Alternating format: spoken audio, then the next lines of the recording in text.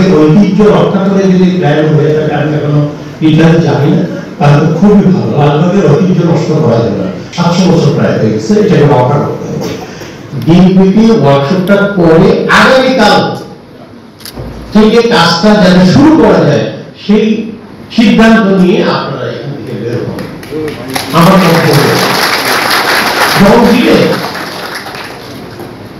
এটা কিন্তু দেরি করেন না। আপনার মানে আমাদের প্রবলেম হয়ে গেছে, আমরা সব এককেন্দ্রিক হয়ে যাচ্ছি।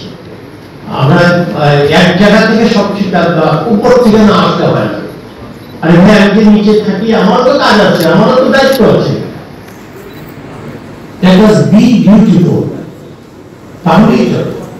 আমি একটা কথা বলি যে ভাই, আমাকে যদি সারাদিন বলেন, আমি অন্য কোনো বক্তৃতা দিই না, আমি বক্তৃতায় একটা কথা বলি যে আপনার হাতে আপনি জানেন বাংলাদেশে আইন কানুন যথেষ্ট আছে।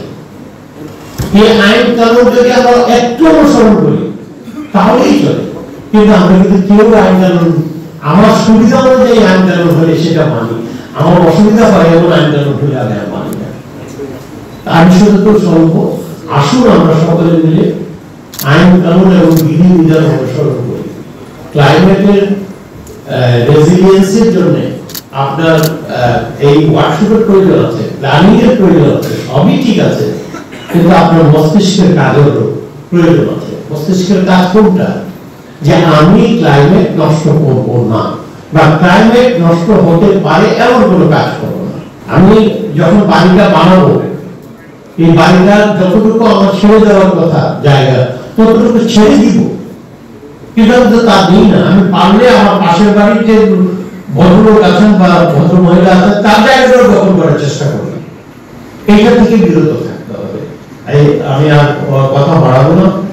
আমি আপনাদেরকে আমি বকাঝকা করার জন্য আসি নাই, বা আপনাদেরকে উপদেশ দেওয়ার জন্য আসি নাই। আসলে বয়স হয়ে গিয়েছে, সুতরাং আমাদের এটা অভ্যাসে পরিণত হয়ে গেছে কথাবার্তা বলা, সেই জন্য কথা বললাম।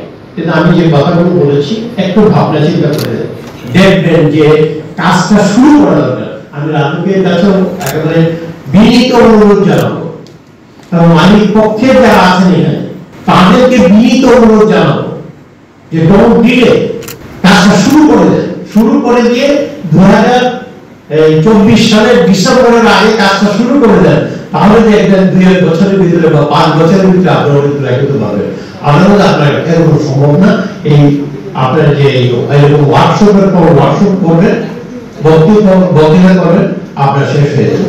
লালবাগের ব্যাপারে আমার কথা হলো যে লালবাগের ঐতিহ্য রক্ষা করে যদি প্ল্যান হয়ে থাকে, আমি এখনো ডিটেইলস জানি না, তাহলে খুবই ভালো। লালবাগের ঐতিহ্য নষ্ট করা যাবে না, 700 বছর প্রায় হয়ে গেছে, এটাকে রক্ষা করতে হবে। এটা রক্ষা করে যেটা করতে হবে। এমনিতে দেখেন আমি যখন ছোট সময় ঢাকা শহরে আসি, তখন বইগঙ্গার পানি কিন্তু একটু করে আমরা খেতেও পারতাম, আর এখন বইগঙ্গার পানিতে আপনি হাতও দিতে পারবেন না, বইগঙ্গার পানিতে হাত দিতে পারবেন না। তাই এটা কিন্তু আমরা নষ্ট করছি, আমার শহরের অন্য কেউ নষ্ট করে দেয় না। সুতরাং আপনারা আমি এখানে যারা আছেন তারা কিন্তু শুধু রাজনৈতিক কর্মচারী নয়, আপনারা কিন্তু এই দেশের নাগরিকও। আপনার কিন্তু একটা সিটিজেন হিসেবে আপনার একটা রেসপন্সিবিলিটি আছে। সেই সিটিজেন হিসেবে যে আপনার রেসপন্সিবিলিটি আছে, বা হিউম্যান বিইং হিসেবে যে আপনার রেসপন্সিবিলিটি আছে, এইটুকু পালন করার আহ্বান জানাবো আমি। তাহলে এই যে ওয়ার্কশপ আজকে, এই ওয়ার্কশপের সার্থকতা খুঁজে পাওয়া যাবে।